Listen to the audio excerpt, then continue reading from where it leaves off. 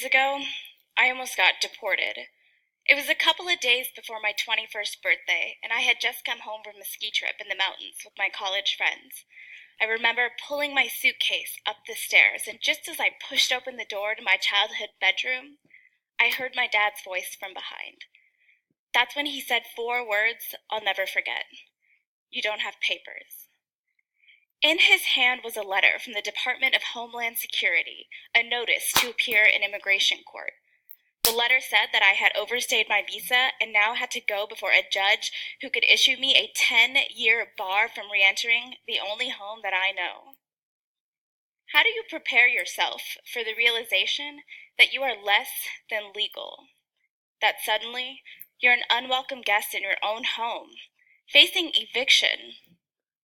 That moment of truth sent me flying into a new chapter of my life that I never wanted or imagined I could ever be a part of, because I had heard about those illegal aliens, how they're criminal, they take our jobs, they don't even speak English. But my dad's words exposed me to a reality that wasn't mine until suddenly it was. And suddenly that illegal alien was me. Today, I want to take you on that journey of transformation to help you understand what it's like to be undocumented in America.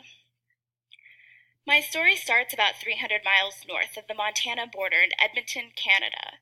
My family didn't have much money, so in 1995, when I was 5 years old, my dad went to the U.S. to search for something more, while his wife and his two young kids stayed behind.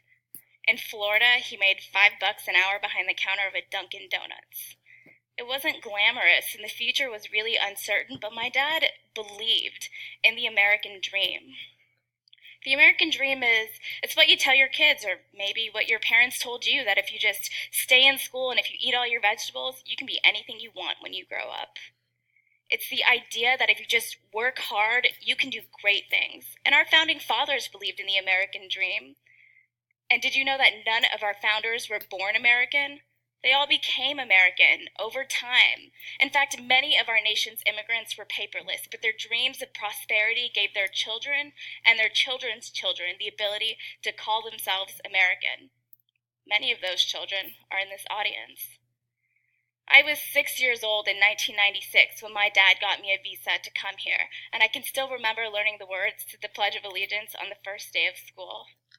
I remember when I traded in my snow boots for cowboy boots, and when washroom became the bathroom, when I learned the Star-Spangled Banner and how that replaced "O Canada." I remember how in elementary school I spent 5 years learning how to square dance, which, by the way, is not a transferable skill. I can't take that to Canada with me. Yeah. My parents loved it here, and they wanted to stay. So they hired an attorney, they filed the paperwork, they paid the fees, and then they waited for an approval that just never came.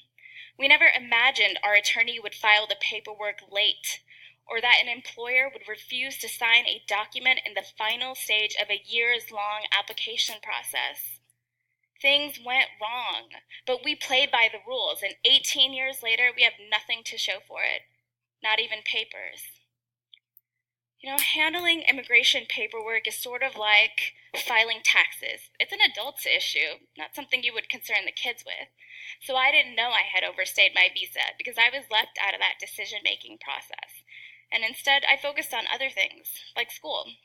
I got accepted to Northwestern University, and when I left for college, my parents came with me to make sure that there was air conditioning in my dorm, which there wasn't, but also to make sure that there were no boys living in my dorm, which there were. But that was the last time they ever got on a plane, because a couple months later, their driver's licenses expired, and that's really when their life of invisibility began.